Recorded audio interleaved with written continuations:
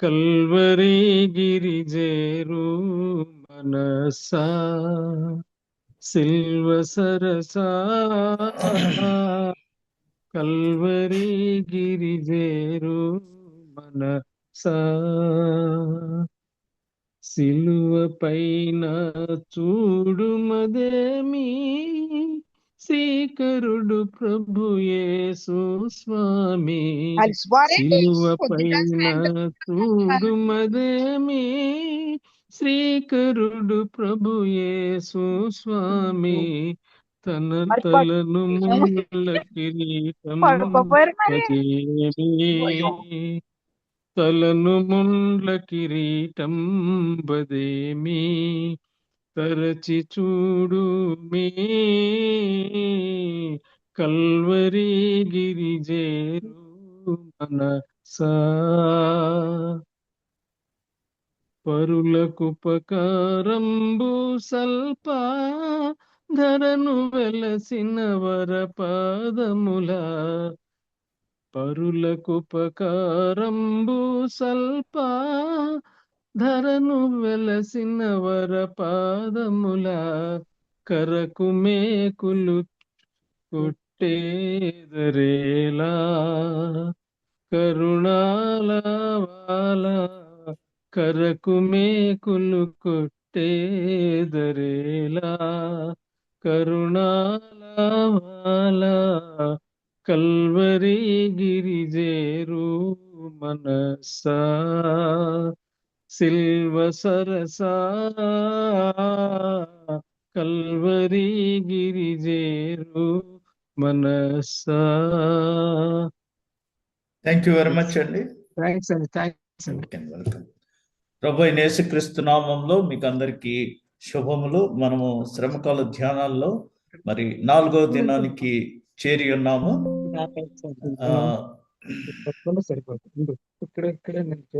మరి నిన్నటి దినము శుక్రవారము గల్ఫ్ ప్రాంతాల్లో అక్కడ ఆరాధనలు జరుగుతాయి కాబట్టి నిన్నటి దినము ఈ దినము కలిసి మనము ఈ దినము ధ్యానం చేయనన్నాము. నెట్వర్క్ ప్రాబ్లం వల్ల మరి కొద్దిగా ఆలస్యమైంది, క్షమించాలి. ఈ దినము నిన్నటి దినము ధ్యానాంశము సేవకుడు, సర్వెంట్. ఈ దిన ధ్యానాంశము దార్శనికము అంటే ఫిలాసఫీ. సో అందుకుగాను మరి సేవకుడికి సంబంధించిన వాక్య భాగముగా యెషయా గ్రంథము 52వ అధ్యాయము 7 నుంచి 8 వచనాలు, అదేవిధంగా మత్తయి సువార్త 20వ అధ్యాయము 26 నుంచి 28 వచనాలు. మొదటిగా సేవకుడు గురించిన వివరాలు మనం చూద్దాము. దానికి ముందు మరి యేసు ప్రభు శిలువ మీద ఏ విధంగా శ్రమను అనుభవించాడనేది ఒంగోలు అబ్రహాం అనే గాయకుడు చక్కటి పాట వ్రాశాడు. చూడారే సిలువన వ్రేలాడు యేసయ్యను పాడు లోకంబునకై గోడు చెందే కదా. ఇక్కడ ఈ కవి వ్రాసింది ఏంటంటే, నా చేతులు చేసినట్టి దోషంబులే కదా. నా చేతులు చేసినట్టి, మన చేతులు చేసిన దోషాల వలన నా రాజు చేతులలో ఘోరమైన చీలలు కొట్టారు అనేసి ఇక్కడ ఈ భక్తుడు మనకి వ్రాయిచున్నాడు.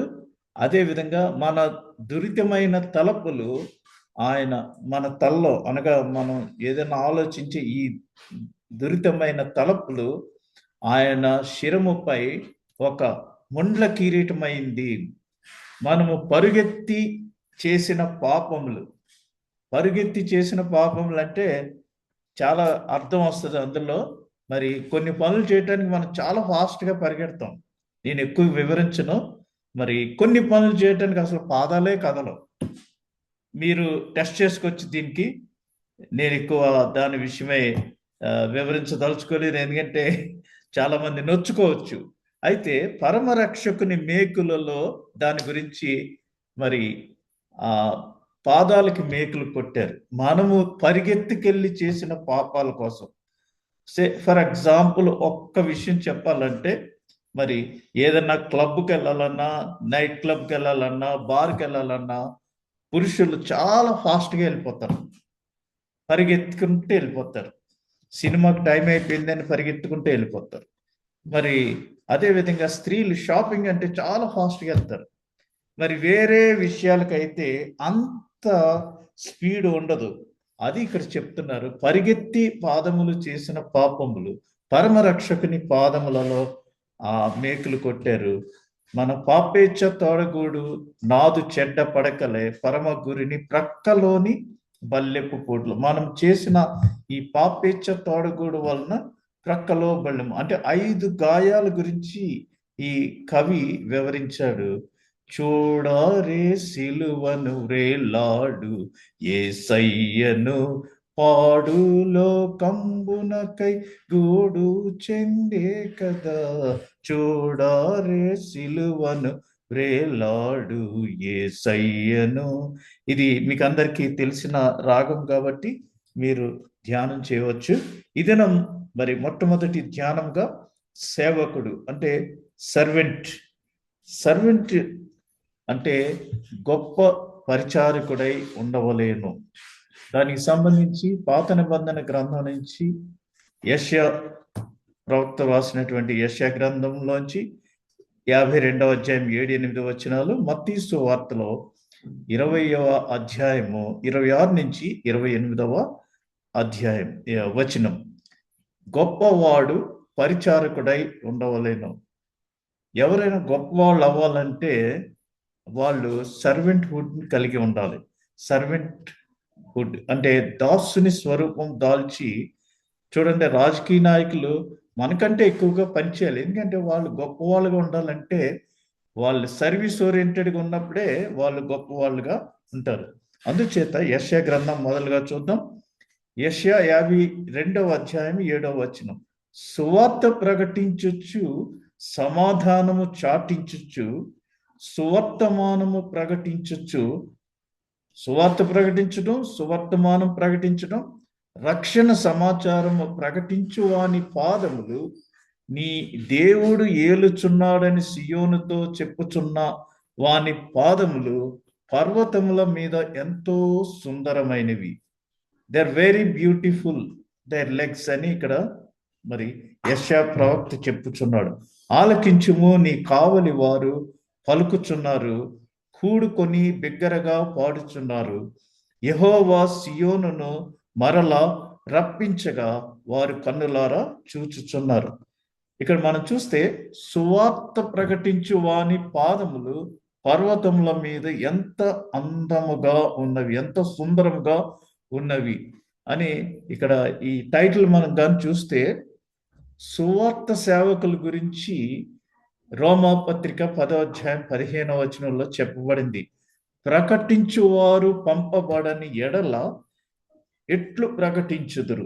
ఇందు విషయమై ఉత్తమమైన వాటిని గూర్చిన సువార్త ప్రకటించు వారి పాదములెంతో సుందరమైనవి అని రాయబడి ఉన్నవి.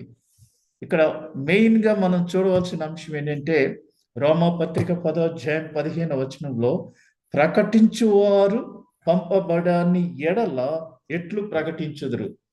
మనము ప్రకటిస్తే సువార్త వెల్ అండ్ గుడ్. ఒకవేళ మనం ప్రకటించకపోతే ప్రకటించే వారిని మనము స్పాన్సర్ చేసి పంపాలి. అలా పంపబడని ఎడల మరి ఎవరు ఎట్లు ప్రకటిస్తారు ఈ సువార్త? అందుచేత మరి ఈ వాక్యం ఆధారంగా చేసుకొని 15వ శతాబ్దంలో మొట్టమొదటిగా బైబిల్ అచ్చు వేసిన తర్వాత నౌకాయానము బాగా డెవలప్ అయిన తర్వాత, అంటే షిప్స్ అటు ఇటు మూవ్ అవటం వల్ల మరి ప్రపంచమంతటికి సువార్త ఏ విధంగా ప్రకటించాలి అని ఐరోపా ఖండంలో నుంచి అప్పట్లో అభివృద్ధి చెందుతున్న సాంకేతిక రంగాన్ని వారు అన్వయించుకొని మరి సువార్త ప్రకటించడానికి ఎంతగానో ప్రయత్నించారు. ఆ విధంగా వారు మరి అప్పుడు అభివృద్ధి చెందుతున్న ఆ సాంకేతిక యొక్క రంగాన్ని అనగా టెక్నికల్ నోహౌ తోటి ఫస్ట్ బైబిల్ ప్రింట్ అయిన తర్వాత అది అందరికీ డిస్ట్రిబ్యూట్ చేయాలని వారు ఎంతగానో ప్రయత్నించి మరి అగస్టిన్ అనే ఆయన, లివింగ్స్టన్ అనే ఆయన మరి చీకటి ఖండమైన ఆఫ్రికా దేశానికి వెళ్ళి సువార్త ప్రకటించాడు. అదేవిధంగా మరి అమెరికా దేశము ఏర్పడిన తర్వాత 17వ శతాబ్దంలో అక్కడ పెన్సిల్వేనియా అనే ప్రాంతంలో ప్రతి వారము ఆదివారము ప్రార్థన అనంతరం ఆరాధన అయిపోయిన తర్వాత మరి ఆ సంఘములో ప్రపంచంలో అనేక చోట్ల సువార్త ప్రకటించుటకు అవకాశములు ఉన్నవి. ఈ ప్రాంతాల్లో సువార్త అవసరము. వెళ్ళటానికి ఎవరైనా ముందుకు వచ్చినట్లయితే మరి సంఘము వారిని పంపటానికి సిద్ధంగా ఉన్నది. ఎవరైతే ఇష్టపడుతున్నారో వారు రండి అన్నప్పుడు మరి అనేక మంది మిషనరీలు పెన్సిల్వేనియా స్టేట్ నుంచి, అమెరికా దేశం పెన్సిల్వేనియా స్టేట్ నుంచి వారు ప్రపంచమంతటా వెళ్ళి సువార్త ప్రకటించారు. అదే పెన్సిల్వేనియా స్టేట్ నుంచి వచ్చిన father Heyer, John Frederick Heyer, నేను వెళ్తాను, భారతదేశం గుంటూరు ప్రాంతంలో సువార్త ప్రకటించవలసిన అవసరం ఉందంటే నేను వెళ్తాను అని ఆయన తన భార్య చనిపోయి 6 పిల్లలు ఉన్నా సరే వారిని వదిలి బోస్టన్ రేవ్ నుంచి మరి ఓడ ఎక్కి 3 నెలలు ప్రయాణం చేసి శ్రీలంక మీదుగా మెడ్రాస్, చెన్నై వచ్చి చెన్నై నుంచి ఒక ట్రంక్ పెట్టి ఒక బోట్లో వేసుకుని మరి బకింగ్హామ్ కెనాల్లో ప్రయాణం చేసి తెనాలి దగ్గర ఉన్న పల్నాడు అనే ప్రాంతంలో ఆయన మొట్టమొదటిగా 4 దొంగలకు సువార్త ప్రకటించగా వారు మొట్టమొదటి క్రైస్తవులయ్యారు. తదుపరి గుంటూరులో మరి 1842వ సంవత్సరంలో ఆంధ్ర ఎవాంజలికల్ లూథరన్ సంఘాన్ని ఆయన ప్రారంభించారు. తదుపరి అది రాజమండ్రి ప్రాంతానికి జనవరి 31వ తేదీ మరి మీనన్ వ్యాలెట్ అనే మరొక మిషనరీ రాజమండ్రి ప్రాంతంలో గోదావరి జిల్లాల్లో కూడా సువార్త అవసరం ఉందన్నప్పుడు మరొక మిషనరీ రావటం వల్ల ఈ విధంగా మనకి సువార్త వచ్చింది. ప్రకటించువారు పంపబడని ఎడల ఎట్లు ప్రకటించుదురు. అందుచేత అక్కడున్న ఆ సంఘస్థులు వారిని పంపించడానికి వారు స్పాన్సర్ చేయటం వల్ల ఈ దినాన్న ఈ రోజుల్లో మరి గుంటూరు, గోదావరి జిల్లాలో సువార్త ఇంతగా అభివృద్ధి చెంది మనము క్రైస్తవులంగా మరి దేవునిలోనికి వచ్చి ఉన్నాము. కానీ యూద మిషనరీలు, జూయిష్ మిషనరీస్ యెరూషలేము నుండి ప్రపంచమునకు సువార్త ప్రకటించటానికి మరియు క్రీస్తు సియోనులో పరిపాలించుచున్నాడని అందరికీ చెప్పటానికి 1000 ఏళ్ల కాలంలో పూర్తి చేయటానికి, నెరవేర్చటానికి వారు వేచి ఉండిరి. 1000 ఏళ్ల సువార్తికుల అనగా మిలీనియం ఎవాంజలిస్ట్ అంటారు. వారికి ఉన్న 4 ముఖ్యమైన విధులు ఏంటంటే, డ్యూటీస్ ఏంటంటే, మొదటిది శుభవార్త ప్రకటించటం, రెండవది శాంతిని ప్రకటించటం. ఈ రోజుల్లో ప్రపంచమంతా ఎక్కడ చూసినా సరే శాంతి లేదు. డబ్బులు ఉన్నాయి కానీ శాంతి లేదు. చాలా మందికి నిద్ర పట్టదు రాత్రి అయితే. ఈ శాంతి ఎవరో ఎక్కడ ఏ డాక్టర్ దగ్గరికి వెళ్ళినా ఎంత ఇచ్చినా కూడా ఈ శాంతి దొరకదు. ఓన్లీ మరి దేవుని నమ్మిన బిడ్డలకు మాత్రమే ఈ శాంతి లభిస్తుంది. రక్షణను ప్రకటించుట, ప్రొక్లైమింగ్ ది సాల్వేషన్. అదేవిధంగా 4 సియోనులో దేవుడు పరిపాలించునని ప్రకటించుట. రానున్న దినాల్లో మరి సియోనులో అనగా యెరూషలేములో దేవుడు అక్కడ పరిపాలించనై ఉన్నాడు, 1000 ఏండ్ల పరిపాలన ఉంటుంది అని ప్రకటించటమే వీరి యొక్క ముఖ్యమైన ధ్యేయం. ఇందులో మరి శుభవార్త అంటే సువార్త అంటే యేసు ప్రభు ఈ లోకంలోనికి వచ్చాడు, అందరి కొరకు ఆయన సాక్రిఫైస్ చేశాడు. ఏదైనా ఒక పాప పరిహారం కావాలంటే పాత నిబంధన కాలంలో ఒక స్త్రీ గర్భవతిగా ఉండి ప్రసవిస్తే ఆమె ఆ ప్రసవము వలన వచ్చిన అపవిత్రత పోగొట్టాలంటే 2 గువ్వలను కానీ లేదా గొర్రె పిల్లని కానీ సమర్పించాలి తీసుకుని వెళ్ళి. ఈ విధంగా ఏదైనా పాపం చేసినట్లయితే దానికి పాప పరిహారార్థ బలి అనగా రక్తం చిందించినదే పాపమునకు విమోచన లేదు. అందుచేత సర్వ మానవాళి కొరకు యేసు ప్రభు ఈ లోకంలో శిలువ మీద రక్తం చిందించడం వల్ల మనం అందరికీ మరి విమోచన కలిగింది. హీస్ ఆ, మనకి విమోచనను అనుగ్రహించి ఉన్నాడు. రిడీమర్, రక్షణను అనుగ్రహించి ఉన్నాడు. ఇదే ఆయన యొక్క శరీర మరణ పునరుత్థానాలను ప్రకటించటమే సువార్త. రెండవది శాంతి. ఎప్పుడైతే ఇది నెరవేరిందో సువార్త ప్రకటించటం, సార్వత్రిక శాంతి ఉండును, గ్లోబల్ పీస్. ఈ రోజుల్లో అనేక మంది గ్లోబల్ పీస్ కోసం ప్రయత్నిస్తున్నారు. అయితే మరి అది కరువుగా ఉంది. ఆదాము తర్వాత మొట్టమొదటిసారి ఈ యొక్క శాంతి నిమిత్తమై అనేకమైన సార్వత్రిక శాంతి కోసం ప్రకటించబడింది ఈ యెషయా గ్రంథంలో.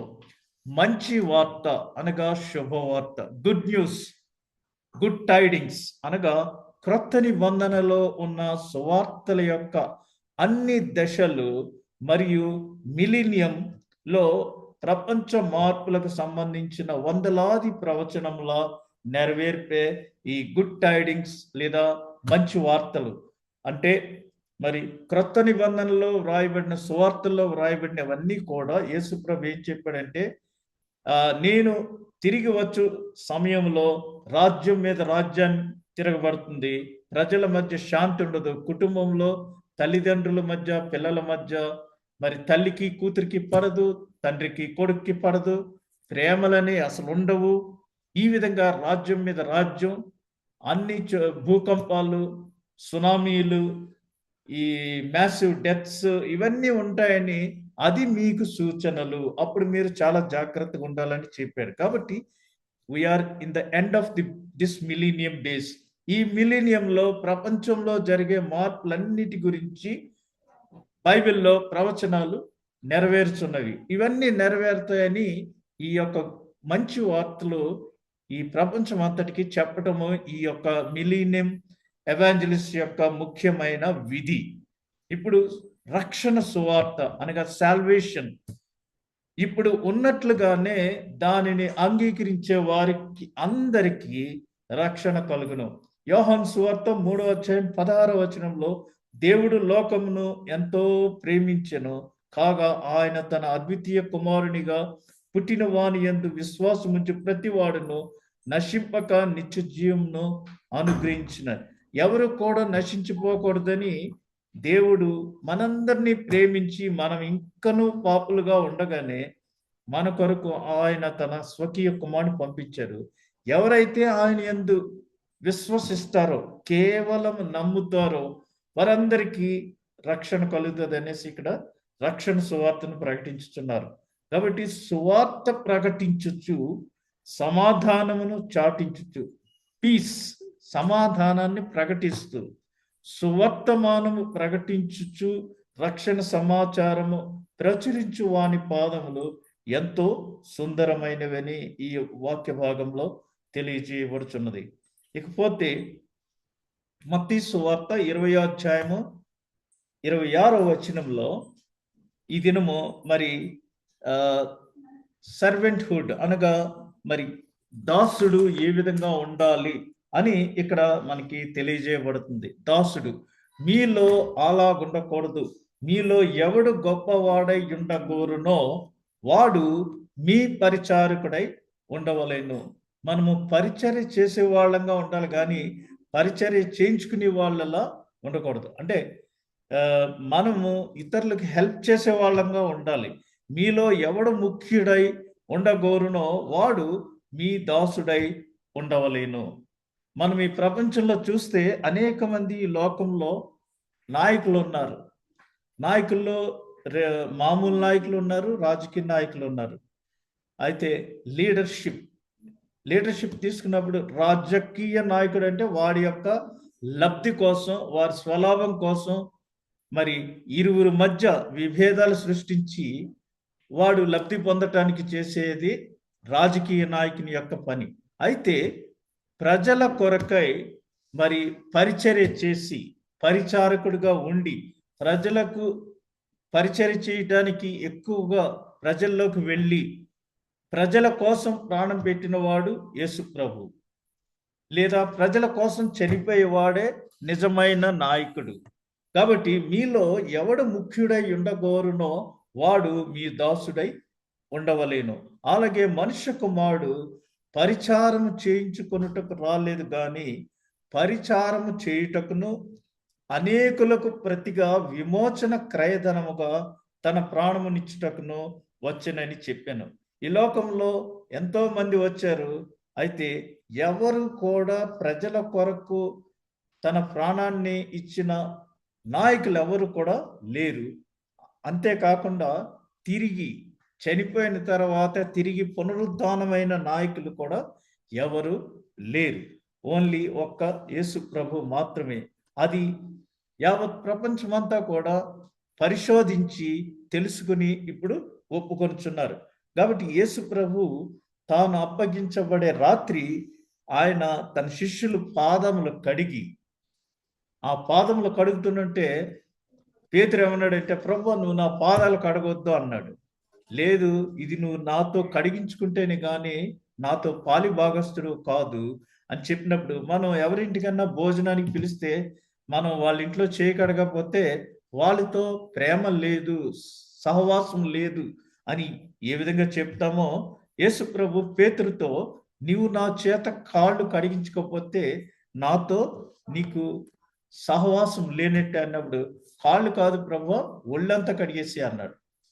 అప్పుడేం చెప్పారంటే, ఒకసారి కాళ్ళు కడుక్కున్నవాడు చేతులు కడుక్కున్నవాడు స్నానం చేసిన వానితో సమానం. అందుచే ముస్లిమ్స్ వారు నమాజ్ చేసుకునే ముందు కాళ్ళు చేతులు శుభ్రంగా కడుక్కుని వెళ్తారు, అనగా స్నానం చేసిన వాళ్ళతో సమానం. ఆ విధంగా ఆయన ఒక తువాలు మరి దట్టి కింద కట్టుకొని శిష్యుల పాదములు కడిగి అప్పుడు శిష్యులతో చెప్పాడు, మనుష్య కుమారుడు పరిచారం చేయించుకొనుటకు రాలేదు కానీ పరిచారం చేయుటకు నేను మీ మధ్యకు వచ్చాననేసి. కాబట్టి మీలో ఎవరైనా గొప్పవాడిగా ఉండాలంటే వారు పరిచర్య చేయాలి. చూడండి, చాలా మంది సీనియర్ మేనేజర్స్ ఎంత హంబుల్గా ఉంటారో మనం చూడవచ్చు. వారిని వెల్కమ్ చేసే విధానంలో కానీ ఏదైనా ఎంత హంబుల్గా ఉంటారంటే వారే స్వయంగా చాలా ఆశ్చర్యపోవచ్చు మనం. దాన్ని బట్టి మనం చూస్తే వారు ఎంత గొప్పవారో అని మరి మనం అర్థం చేసుకోవచ్చు. నేను కువైట్లో ఒక సహోదరుని ఇంటికి వెళ్ళినప్పుడు ఆయన మరి నన్ను నాతో వచ్చిన నా భార్యను మా వదిన గారిని ముగ్గురిని ఆయనే స్వయంగా దగ్గరుండి ఆయన ఇంట్లో 3 అంతస్తులు తీసుకెళ్లి ప్రతి రూమ్ చూపించాడు. చూపించి మా కూడా వచ్చాడు. వచ్చి మరలా మా కారు డోర్ తీసి ఓపెన్ చేసి అందులో కూడా కూర్చోబెట్టి బాయ్ చెప్తున్నాడు. అంటే ఆయన కువైట్ షేక్కి అనగా సలహాదారుడు, ఫైనాన్షియల్ అడ్వైజర్, ఆయన స్థాయి అది. అయితే అంత ఉన్నత స్థాయిలో ఉన్నవాడు వారింటికి వెళ్ళినప్పుడు అంత చక్కగా మరి మర్యాదగా బిహేవ్ చేయటం అనేది చాలా ఆశ్చర్యకరం. మన వాళ్ళకి జస్ట్ 10 రూపాయలు ఉంటే 100 రూపాయలు యాక్షన్ చేసేవాళ్ళుగా ఉంటారు. అయితే మరి ఆయన ఒక కువైట్ గవర్నమెంట్ మినిస్టర్కి ఫైనాన్షియల్ అడ్వైజర్గా ఉండి అంత చక్కటి పరిచయం చేసినప్పుడు దాన్ని బట్టి మనం తెలుసుకోవాలి. ఈ దినమునకు మరి మరొక వాక్య భాగం ఏంటంటే దార్శనికం. నిన్నటి దినానికి సంబంధించింది మరి సర్వెంట్ అనగా దాసుడు ఏ విధంగా ఉండాలి, యజమానిని మోసం చేసేటట్టుగా ఉండకూడదు. మనమందరము దాసుని స్వరూపం దాల్చి మరి దాసుడు అంటే లోబడి ఉండి పరిచర్య చేసేవాడుగా ఉండాలి, కానీ పరిచర్య చేయించుకునే వాళ్ళని మనం ఉండకూడదు. ఈ దినమునికై శనివారం కొరకై ఏర్పాటు చేయబడిన వాక్య భాగము దార్శనికము. దార్శనికం అంటే ఫిలాసఫీ. ఈ దినం యొక్క ముఖ్యమైన టాపిక్ ఏంటంటే గురుడివారు చూపు పొందిరి. అందు నిమిత్తమై మరి పాత నిబంధన వాక్య భాగాన్ని నుంచి యెషయా గ్రంథం 42వ అధ్యాయము 6వ వచనము, ఇది యేసు ప్రభు రాకముందు 750 సంవత్సరముల ముందు దేవుడు తన ప్రవక్త ద్వారా మనకు తెలియజేసిన ప్రవచనము.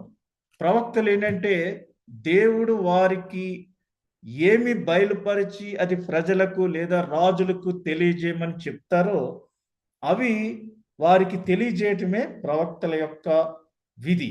కాబట్టి యెషయాకు 750 సంవత్సరాల ముందు యేసు ప్రభుని గురించిన వివరాలు దేవుడు తనతో చెప్పినవి ఇక్కడ మరి ప్రవచన రూపంలో వ్రాశాడు. ఏంటంటే, గ్రుడ్డివారి కన్నులు తెరచుటకును, బంధింపబడిన వారిని చెరసాలలో నుండి వెలుపలికి తీసుకొని వచ్చుటకును, చీకటిలో నివసించు వారిని బందీ గృహములలో ఉండి వెలుపలికి తెచ్చుటకును. ఇది మరి యేసు ప్రభు యొక్క రాకకు ముందు 750 సంవత్సరాల ముందు యెషయా ప్రవచించాడు. యెహోవానగు నేనే నీతి విషయములలో నిన్ను పిలిచి నీ చేయి పట్టుకొని ఉన్నాను, నిన్ను కాపాడి ప్రజల కొరకు నిబంధనగాను అన్యులకు వెలుగుగాను నిన్ను నియమించి ఉన్నాను. ప్రజల కొరకు నిబంధనగాను, నిబంధన అంటే ఇట్స్ ఎ కౌనెంట్. అన్యజనులకు వెలుగుగాను.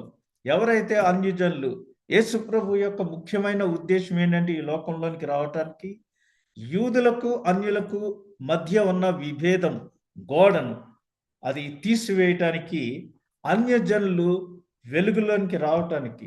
మరి చూడండి, ఒక 3-4 జనరేషన్స్ బ్యాక్ క్రైస్తవత్వాన్ని స్వీకరించక మునుపు అన్యజనుల యొక్క జీవిత విధానాలు, ప్రమాణాలు ఏ విధంగా ఉన్నాయి, మరి దేవునిని అంగీకరించిన తరువాత ఇప్పుడు వారు లైఫ్ స్టైల్ ఏ విధంగా ఉన్నదని మనం ఒకసారి కంపేర్ చేసుకుంటే మనకి అర్థమవుతుంది. సో నిన్ను కాపాడి ప్రజల కొరకు నిబంధనగాను.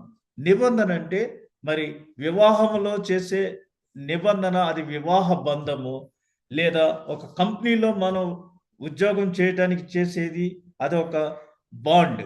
అయితే ఇక్కడ ప్రజల కొరకు నిబంధనగా అనగా దేవునికి మానవునికి పాపము వలన తెగిపోయిన సంబంధాన్ని తిరిగి రీఇన్స్టేట్ చేయటానికి, రెస్టోర్ చేయటానికి మరి దేవుడు ఒక నిబంధన చేసి ఉన్నాడు.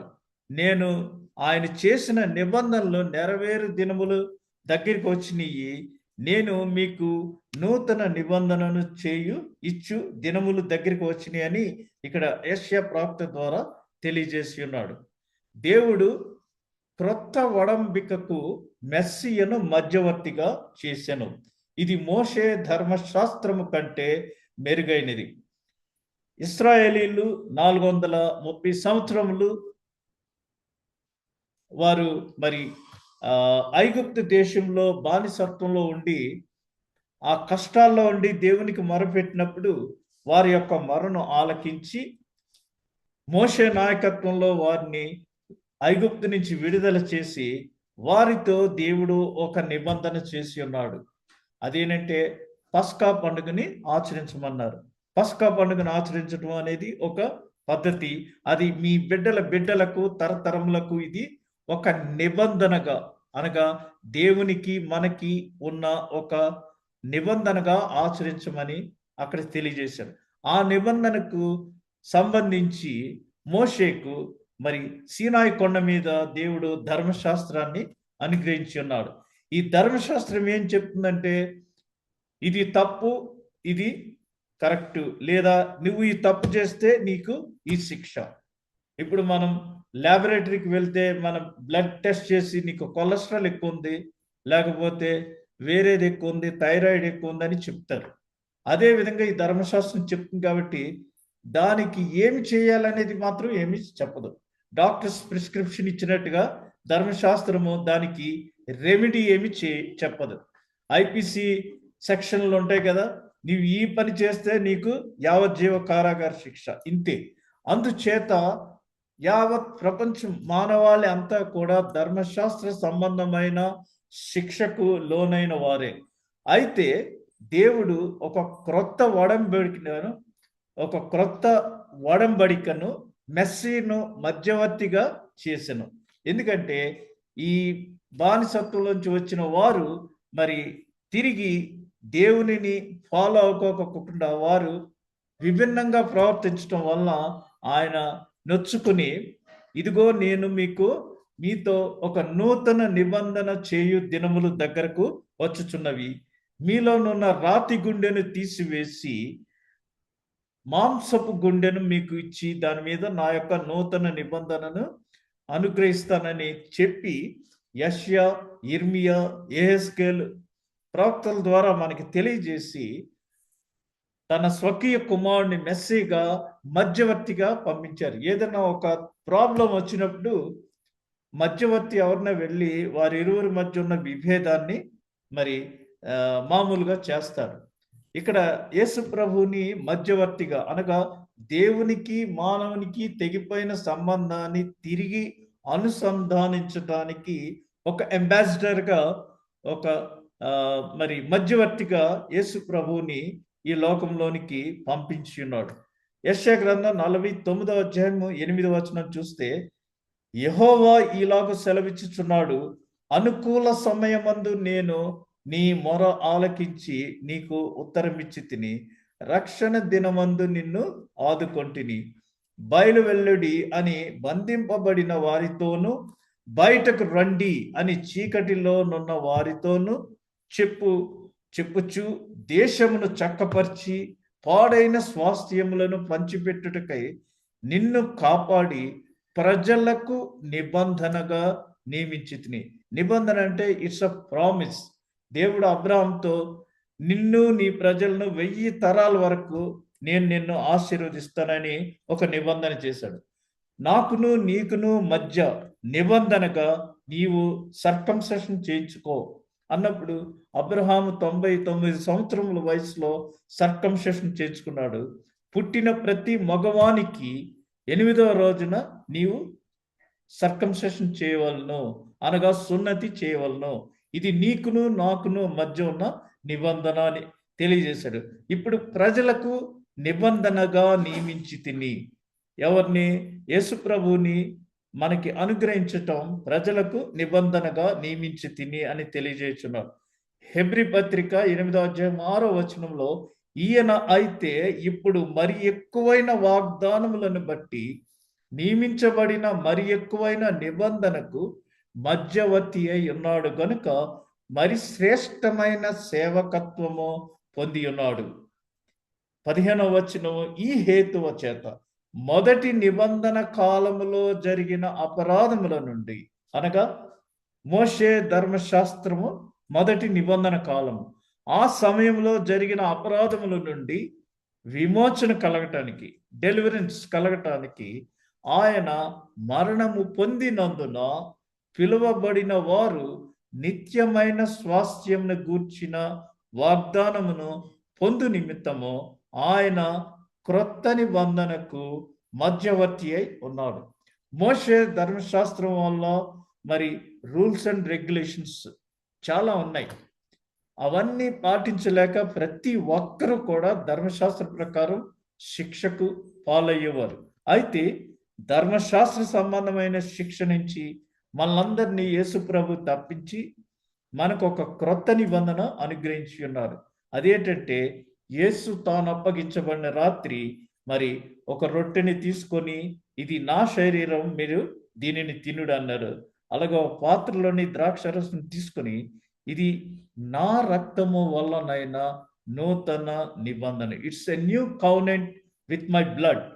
సో మీరు దీనిని ఆచరించినప్పుడల్లా నన్ను జ్ఞాపకం చేయడానికి దీనిని ఆచరించున్నాను. అందుకని అన్ని చర్చెస్లో కూడా కనీసం నెలకు ఒక్కసారైనా ఈ కమ్యూనియన్ ఆచరించటం అలవాటుగా వచ్చింది. ఎందుకనగా టు రిమెంబర్స్ జీసస్ అని, నన్ను జ్ఞాపకం చేసుకున్నటకు దీనిని ఆచరించుడి అని ఆయన చెప్పి మనకు ఒక క్రొత్త నిబంధన. ఈ క్రొత్త నిబంధన ఏంటంటే ఇది ఒక వీలునామా లాంటిది. నా మరణ పర్యంతం, నేను మరణించిన తర్వాత నన్ను జ్ఞాపకం చేసుకుంటానికి దీన్ని చేయండి అంటే, ఇది నేను మీకు అనుగ్రహించుచున్న క్రొత్త నిబంధన. It's a will. ఎవరైనా వీలునామా రాస్తారు, అది ఎప్పుడు చెల్లుతుందంటే వాళ్ళు చనిపోయిన తర్వాత చెల్లుతుంది. వాళ్ళు చనిపోయిన తర్వాత అది అమల్లోకి వస్తుంది, అంతేగాని వాళ్ళు బ్రతికుండగా రాదు. అందుకని యేసుప్రభు ఏం చెప్తున్నాడంటే, ఇది నా రక్తం వలనైన క్రొత్త నిబంధన, నేను చనిపోయిన తర్వాత ఇది మీకు వర్తిస్తుంది అని ముందుగా ఒక వీలునామా లాంటి చక్కటి నిబంధన మనకు ఆయన అనుగ్రహించడం వల్ల ఈరోజు మనం అందరము ఫ్రీ బర్డ్స్ అయ్యాము. మరి పాత సంగతులు ఏవి కూడా ఇక నేను గుర్తు చేసుకోను. ఎవరైతే క్రీస్తునందు ఉన్నారో వారు నూతన సృష్టి. ఎవరైతే క్రీస్తును అంగీకరించి బాప్తిస్మం పొంది ఉన్నారో వారు నూతన సృష్టి.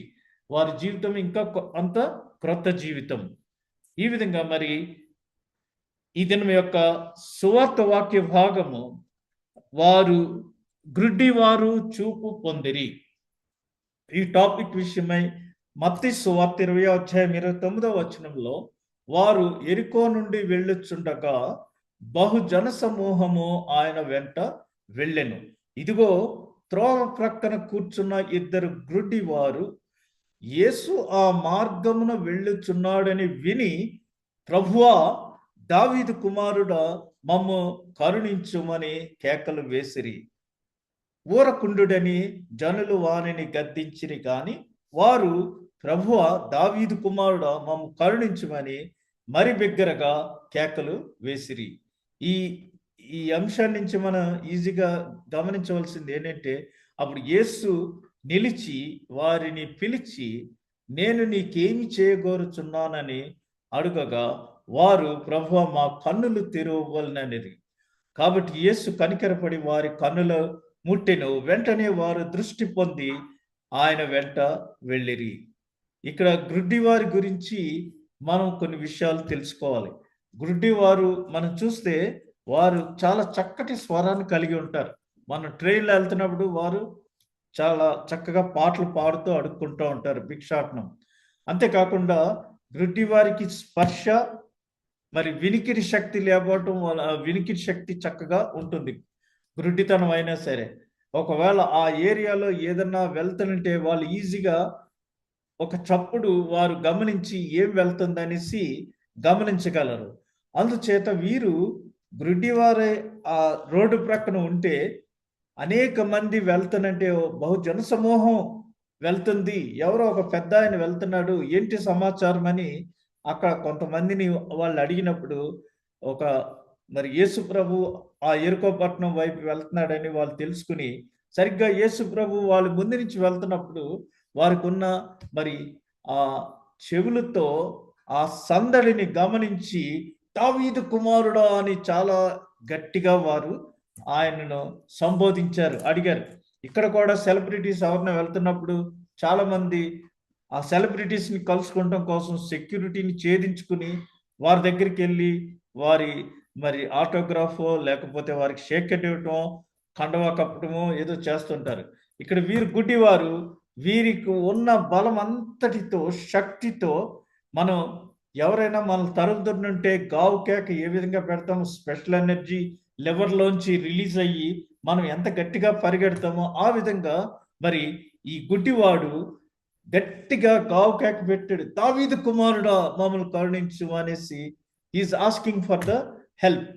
అతని పేరు తీమయి కుమారుడకు బర్తిమయి. ఈ గుడ్డివారు మరి మనము దేవునితో ఎటువంటి సంబంధం కలిగి ఉండవలనో ఈ గుడ్డివారు మనకి ఇదన్నా బోధిస్తున్నారు. How we should have the relationship with God అనేది.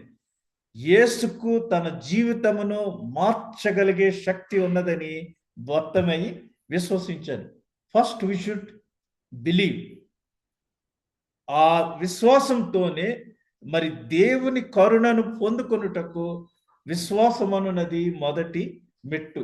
మనం విశ్వాసం లేకుండా ఏదైనా చేస్తే మనకి ఏది అది ఎఫెక్ట్ అవ్వదు. ఓ డాక్టర్ దగ్గరికి వెళ్ళి వాడు ఏదో మందులు ఇస్తే వీడికి అసలు డాక్టర్ కాదు అని మనం వాడిని అనుమానిస్తే ఆ ఇచ్చిన మందు మనకి ఎఫెక్టివ్గా పనిచేయదు. మరి దేవుని వలన మనకు మార్పు కలుగుతుంది అని వీరు విశ్వసించడం వల్ల మరి దేవుని కరుణను పొందుకోవటానికి అది మొట్టమొదటి మెట్టయింది. ఇక్కడ మనం బర్తిమయి చూచినట్లు మనలో ఎవరు కూడా మన భౌతిక నేత్రములతో యేసుని చూడలేదు. బర్తిమయి భౌతిక నేత్రాలు లేకపోయినా ఆత్మీయ నేత్రాలతో యేసు ప్రభువుని కనుగొన్నాడు. మనకి భౌతిక నేత్రాలతో మనం యేసుని చూడలేదు.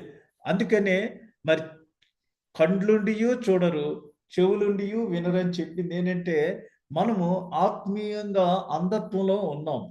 ఉండటానికైతే కళ్ళు ఉన్నాయి కానీ చూడవలసిన విషయాల్లో మనం చూడకోకుండా మన కండ్లు మూసుకుపోతున్నాయి. మనము చూడలేని దానిని నమ్మవలేను. చాలా మంది ఇది నేను చూస్తేనే కానీ నమ్మను అంటారు. ఈ ఫిలాసఫీ గురించి ఇది మనం చూస్తే మనము చూడలేని దానిని నమ్మవలేను. దేవుడు ఈ పని చేయగలడని ఆ గుడ్డివాడు చూచాడా? చూడకోకుండా సర్వోన్నతుడైన దేవుని కుమారుడా అని గట్టిగా ఎంతో నమ్మకంతో అరిచాడు. వాడు చూడకపోయినా దేవుని నమ్మాడు. ఇది మనం ఈ గుడ్డివాడి దగ్గర నుంచి నేర్చుకోవాలి. How to establish relationship with God. చూసి దేవుడు అన్ని చేయగలడని నమ్మటం కాదు, చూడకోకుండా నమ్మటమే గ్రేట్. తోమ యేసుప్రభు యొక్క గాయాల్లో వేలు పెట్టి చూస్తాను కానీ నేను నమ్మను అన్నాడు. ఒకరోజు తోమ ఉన్నప్పుడు వచ్చి, ఇదిగో నా చేతుల్లో గాయాల్లో వేలు పెట్టి చూడు అని చెప్పినప్పుడు తోమ ప్రభువా అనేసి మోకాళ్ళుని, అప్పుడు ప్రభు ఏమన్నాడంటే, చూచి నమ్మిన వారి కంటే చూడక నమ్మిన వారు ధన్యులు. కాబట్టి మనము ఆ ధన్యుల లెక్కలో ఉన్నాం. ఎందుకంటే మనం చూడకోకుండానే నమ్ముతున్నాం. చూడలేని దానిని నమ్మవలేను. చాలా మందికి అన్ని ప్రూఫ్స్ ఇస్తేనే కానీ నమ్మరు.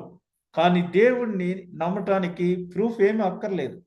ఆయన కరుణను పొందటానికి అలాంటివి ఏమీ అక్కర్లేదు. చూడండి 2 కొరింథీ 4:4 దేవుని స్వరూపి అయి ఉన్న క్రీస్తు మహిమను కనుపరచు సువార్త ప్రకాశం వారికి ప్రకాశింపకుండు నిమిత్తము ఈ యుగ సంబంధమైన దేవత అవిశ్వాసులైన వారి మనోనేత్రములకు గ్రుడ్డితనము కలుగజేసెను.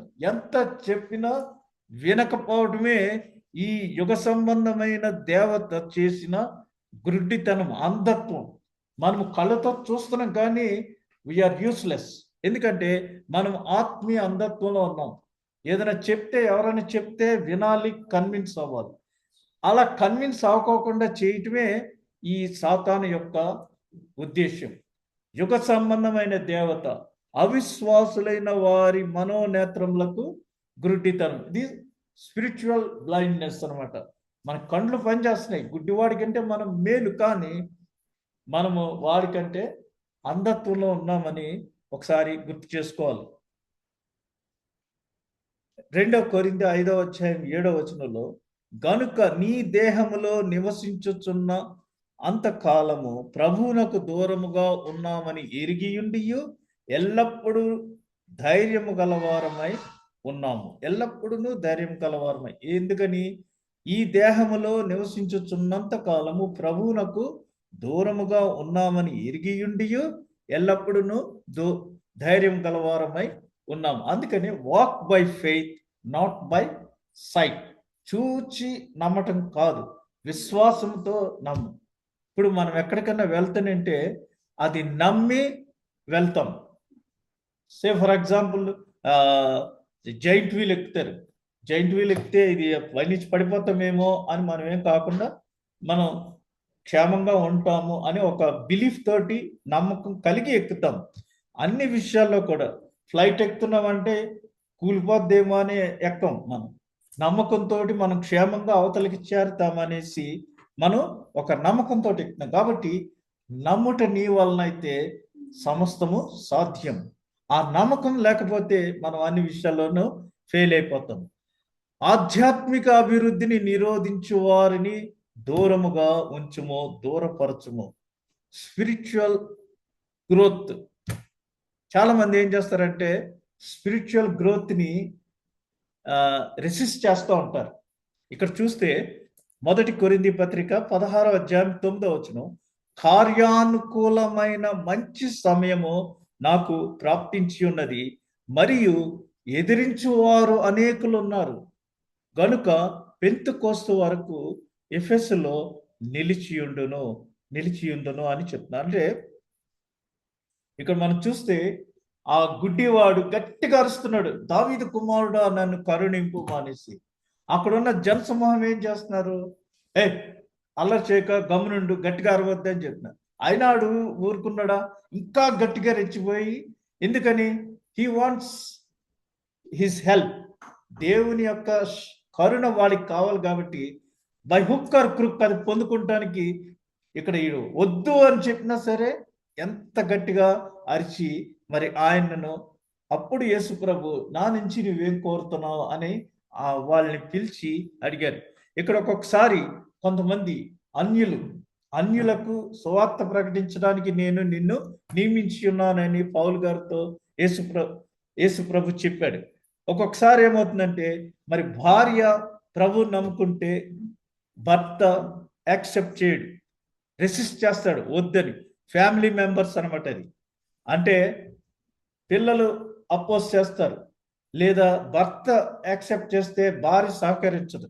ఇది ఫ్యామిలీ నుంచి వచ్చే, అక్కడ గుడ్డివాడు నజరేయుడైన యేసు దావీదు కుమారుడా నన్ను రక్షింపంటే అరవద్దని వీళ్ళు చెప్తున్నారు. ఆ అరవద్దని చెప్పటమే ఒక్కొక్కసారి కుటుంబాల్లో సహకరించకపోవటం, అనగా ఆ చర్చికి వెళ్ళాలేటి అవసరం లేదు అని రెసిస్ట్ చేయటం అనమాట.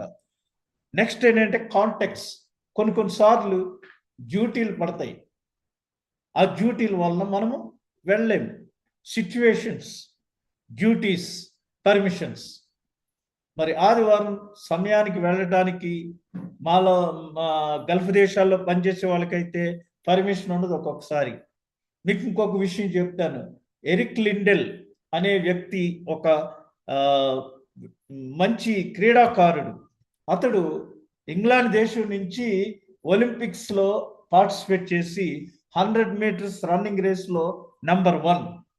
సో ఇంగ్లాండ్ దేశం అంతా కూడా ఎట్టి పరిస్థితుల్లోనూ మరి ఎరిక్ లిండెల్ మా దేశానికి ఒక గోల్డ్ మెడల్ తీసుకొస్తాడు అని అందరూ ఎంతో ఓపికతో, ఎంతో ఉత్సాహంతో వేచి ఉన్నప్పుడు అతడు వెళ్ళినప్పుడు ఆ పర్టికులర్ 100 మీటర్స్ రన్నింగ్ రేసు ఆదివారం పెట్టారు. ఆదివారం పెట్టినప్పుడు ఆ ఎరిక్ లిండెల్ ఒకసారి ఆలోచించాడు, ఆదివారము నా సమయం దేవునికి, కాబట్టి నేను ఇందులో పాల్గొనట్లేదు. అందరూ ఆర్ యు మ్యాడ్, నీకైనా పిచ్చి పట్టిందా, దేశాన్నే ఇంత దిగజారిపోయేటట్టు చేస్తావా అది ఇది అన్నప్పుడు అతను వెళ్ళలేదు. అతను దేవుని మందిరానికి వెళ్ళి ఆరాధించి తిరిగి వచ్చాడు. అందరూ అతన్ని ఒక ఎందుకు పనికిరాని వ్యక్తిగా అతన్ని చిత్రీకరించి చూశారు. ఆ తదుపరి మరి 2 రోజుల తర్వాత 1000 మీటర్స్ రన్నింగ్ రేసు ఉంది, అందులో ఇతన్ని కూడా తీసుకున్నారు. అయితే ఇతను ఎప్పుడు 1000 మీటర్స్ రన్నింగ్ రేస్లో పార్టిసిపేట్ చేయలేదు. అయినా దేవుని శక్తితో నేను ఇందులో పార్టిసిపేట్ చేస్తాను అని చెప్పి పార్టిసిపేట్ చేస్తున్నప్పుడు ఒక పెద్ద ఆయన ఆ రన్నింగ్ రేస్ స్టార్ట్ అయ్యే ముందు మరి ఒక బిషప్ గారు లాంటి వారు ఒక వచనం రాసి అతని జేబులో పెట్టేసి వెళ్ళిపోయాడు. దేవుడు నీకు తోడుగా ఉంటాడు, నీకు శక్తి ఇస్తాడు అని ఏదో సంథింగ్.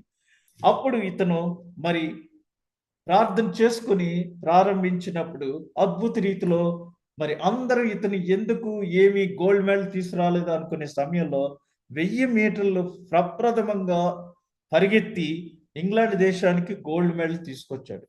ఎందుకంటే నీవు దేవుని స్తుతిస్తే దేవుడు నిన్ను హెచ్చిస్తాడు. సౌత్ ఆఫ్రికా క్రికెటర్స్ కూడా మరి వారు గెలిచినప్పుడు మొట్టమొదటిగా వారు మోకాళ్ళుని ఆ బ్యాట్ పెట్టి ప్రైజ్ గాడ్ అని చెప్పారు. అనగా నీవు దేవుణ్ణి మొదటి స్థానంలో ఉంచితే దేవుడు నిన్ను తలగా ఉంచుతాడు కానీ తోకగా ఉంచడు. A man who mobilizes the Christian church to pray will make the greatest contribution to world evangelization in history అని ఆండ్రూ ముర్రే అనే ఒక గొప్ప భక్తుడు చెప్తున్నాడు. అనగా సంఘానికి, ఆరాధనకి, ఆదివారం చర్చికి వెళ్ళటానికి ప్రోత్సహించటమే మరి ప్రపంచవ్యాప్తంగా సువార్త ప్రకటించటంలో అదొక గొప్ప మరి కాంట్రిబ్యూషన్ అనేసి ఈ వ్యక్తి చెప్తున్నాడు. చార్ల్స్ స్పర్జన్ ఏం చెప్తున్నాడంటే, a prayerless soul is a Christless soul. ప్రార్థన లేని జీవితము క్రీస్తు లేని జీవితం. Prayer is the breath, the watchword, the comfort, the strength and the honour of a Christian. ప్రార్థన క్రైస్తవునికి ఊపిరి వంటిది. ప్రార్థన లేకపోతే వాడు చచ్చిన శవంతో సమానం.